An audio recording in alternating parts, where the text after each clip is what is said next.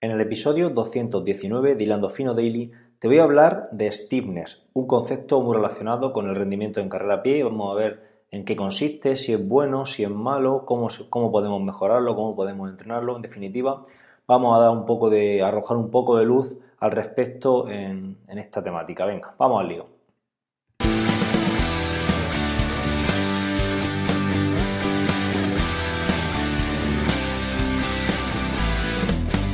Buenos días, tardes o noches familia, bienvenido a este episodio 219 de Hilando Fino Daily, el lugar donde expreso todo aquello que se me va pasando por la cabeza sobre el deporte en general y el triatlón en particular.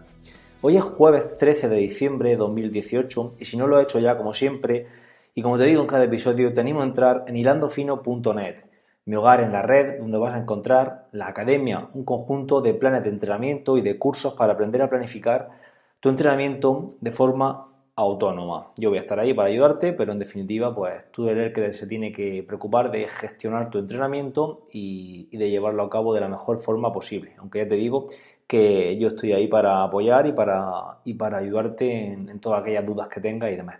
Bueno, vamos con este episodio 219, que realmente creía que había hablado de este concepto, o me parece que he hablado en alguna ocasión de puntillas, ¿no? Lo he pasado un poco por encima, pero no he dedicado un episodio total o completo a este concepto del stiffness, ¿no?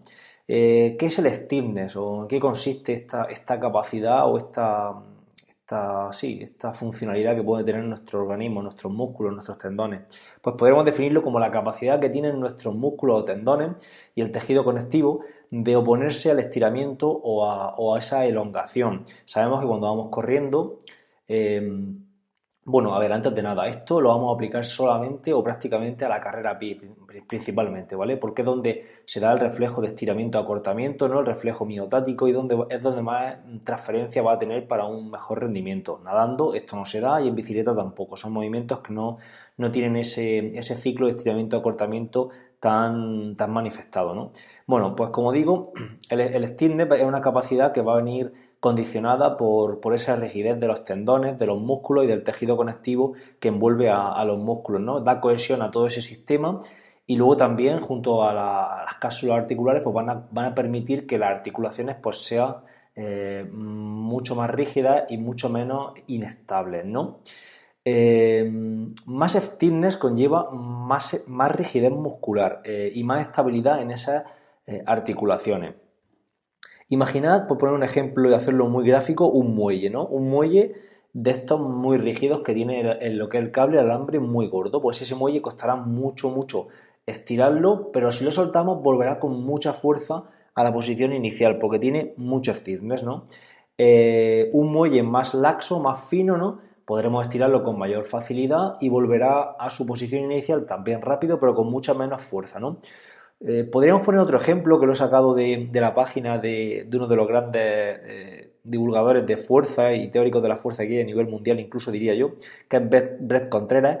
Un ejemplo que pone en su página web hablando de stiffness es un balón hinchado, ¿no? Imaginad un balón que está hinchado, bastante hinchado, un balón de baloncesto muy hinchado. Si lo lanzamos contra el suelo rebota con mucha fuerza. En cambio, un balón más deshinchado lo lanzamos contra el suelo, rebota, pero rebota con menos fuerza, ¿no? Pues ahí tenéis otro ejemplo bastante claro de cómo funciona este concepto de la stiffness, ¿no?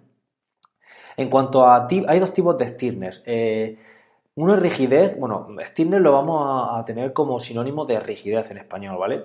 Tenemos una rigidez activa y una rigidez pasiva. La rigidez activa sería la oposición al estiramiento que oponen los músculos cuando estamos realizando una acción. Por ejemplo, vamos corriendo y es la rigidez que opone, por ejemplo, el tendón de Aquiles y todo lo que es el sóleo y toda esa zona a ese elongamiento que se produce cuando estamos corriendo. Eso sería una rigidez activa, ¿vale?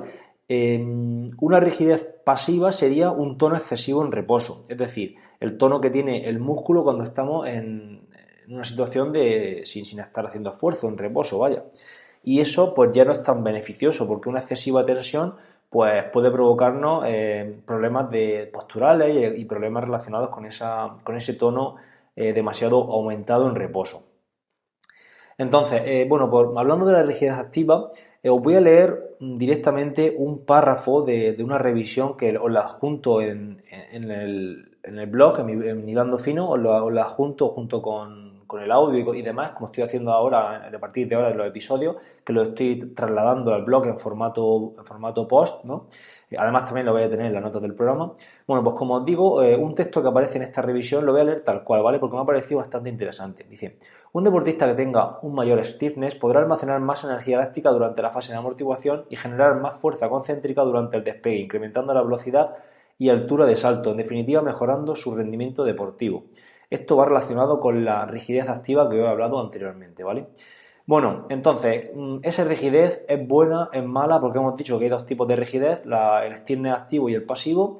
El activo es el que os he comentado y el pasivo es cuando hay demasiado tono muscular en reposo y entonces pues puede llevarnos a pensar que en cierto modo puede ser mala, ¿no? Bueno, aquí esto podría yo hacer una pequeña interpretación de lo que he leído y tal, pero prefiero, aunque sea a lo mejor un poco más aburrido, prefiero leerlo tal cual, ¿vale? Esto es de una revisión, de la revisión que he comentado anteriormente, de Brasier, o Brasier, no sé de dónde es este hombre, y colaboradores del año 2017. ¿Por qué he elegido esta revisión? Porque esta revisión es un metaanálisis, quiere decir que es un análisis de análisis, ¿no? de otro estudio, y es del año 2017, con lo cual está adjuntando un montón de información dentro de un solo estudio y luego es muy reciente, es del año pasado. Entonces, creo que es una buena fuente para contrastar toda esta información. Bueno, paso a leer lo que se comenta o lo que he sacado del resumen de esta revisión. El grueso de la evidencia indica que los aumentos en la rigidez de las extremidades inferiores se asocian a un mayor rendimiento en tareas como saltar, lanzar, correr con resistencia, correr a toda velocidad y cambiar de dirección, ¿vale? Correr, bueno, esto ya lo digo yo, ¿vale? Esto no está en el artículo. Cualquier actividad de las que hacemos nosotros, como es correr por montaña, un salto, ¿no? Se relaciona con un aumento un aumento del rendimiento, con un aumento de ese stiffness, ¿vale? En las extremidades inferiores. Luego, sigo leyendo. Las relaciones con las lesiones son menos concluyentes porque se ha postulado que la rigidez excesiva e insuficiente de las extremidades aumenta el riesgo. Por lo tanto, el nivel óptimo de rigidez parece depender de la antropometría y las capacidades físicas del atleta, además de las demandas de actividades específicas del deporte. Bueno, la traducción yo creo que más o menos la he hecho bien. Aquí está hablando de lesiones. Nos comentan, aquí los autores nos comentan que, pues que en cuanto a las conclusiones, en cuanto a las lesiones, pues son menos concluyentes, valga la redundancia. Dice que una rigidez excesiva puede aumentar el riesgo de lesión y una rigidez insuficiente también puede aumentar el riesgo de lesión porque las articulaciones, como he dicho anteriormente, son más laxas, ¿no? Entonces nos podemos doblar los tobillos con mayor facilidad y ese tipo de cosas. Y bueno, y para curarse en salud, pues dicen que esto va a depender de la antropometría y de las capacidades físicas del atleta, así como de las actividades específicas del deporte. Pues aquí nos puede llevar a pensar, por ejemplo, que si corremos por montaña y tenemos poca laxitud en el tobillo, ¿no? Pues cuando vayamos cuesta arriba, que tenemos el tobillo en flexión, por ejemplo, pues nos va a costar mucho más llevar esa posición, ¿no? Al final se nos va a cargar más esa zona y si no estamos acostumbrados a ir cuesta arriba, aunque si corremos por montaña es algo que debéis de hacer, pues vais a tener problemas en esa zona. Y a la vez, en este mismo deporte, en correr por montaña, si tenemos unas articulaciones demasiado laxas, se nos va a doblar el tobillo fácilmente, vamos a tener fácilmente torceduras. Entonces, claro, parece que hay que llegar a un término medio donde tengamos esa suficiente rigidez como para que el rendimiento no se vea comprometido y luego, por otro lado, que tengamos la suficiente laxitud para que en determinadas situaciones pues también no tengamos tensión excesiva en esa zona. Bueno, y termino con lo que comenta el artículo. Dice, las intervenciones de entrenamiento pueden mejorar positivamente la rigidez de las extremidades inferiores, incluyendo entrenamiento de fuerza isotónica excéntrica e isotónica y los ejercicios pliométricos, ¿vale?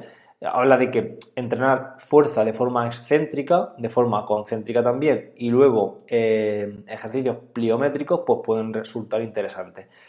Bueno, yo ahora os voy a decir las conclusiones que he sacado de este artículo, de otros artículos que he leído de divulgación por internet y demás, ¿vale? Mis conclusiones son las siguientes. Yo creo que hay que estirar lo justo, o por lo menos no sesionarse con estirar, puesto que conseguiríamos articulaciones demasiado laxas. Pero claro, también tenemos que tener una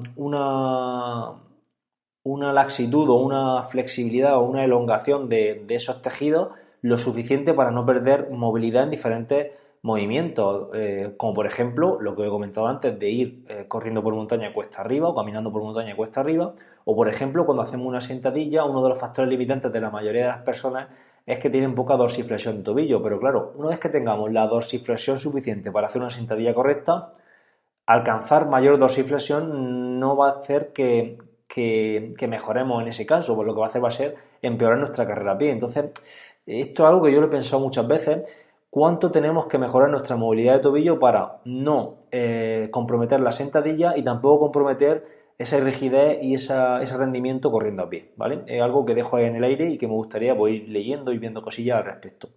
Y luego, como última conclusión que saco, pues que el trabajo de fuerza es muy importante, como viene siendo habitual en lo que os voy comentando, y luego aparte que el trabajo de pliometría, yo trabajaría pliometría empezando con técnica de carrera normal, que al final son ejercicios pliométricos buscando mucha reactividad, y luego poco a poco metiendo pliometría más avanzada, que posiblemente lo introduzca en algunos de mis deportistas este año conforme vaya avanzando la temporada. Haremos pliometría más intensa buscando mayores altitudes. De hecho, hablé en algún episodio de pliometría, no recuerdo ahora cuál era. A ver si me acuerdo y os lo enlazo también en las notas del programa y en el post de la página web. Así que nada, esto es todo lo que quería comentaros en este episodio 219. Espero que os haya gustado. Muchísimas gracias, como siempre, por estar ahí, por escucharme. Gracias por vuestras valoraciones de 5 estrellas a través de Apple Podcast, por vuestros me gusta y comentarios en iVoox, por las suscripciones a la academia, que creo que no lo he dicho. Nos escuchamos mañana viernes. Adiós.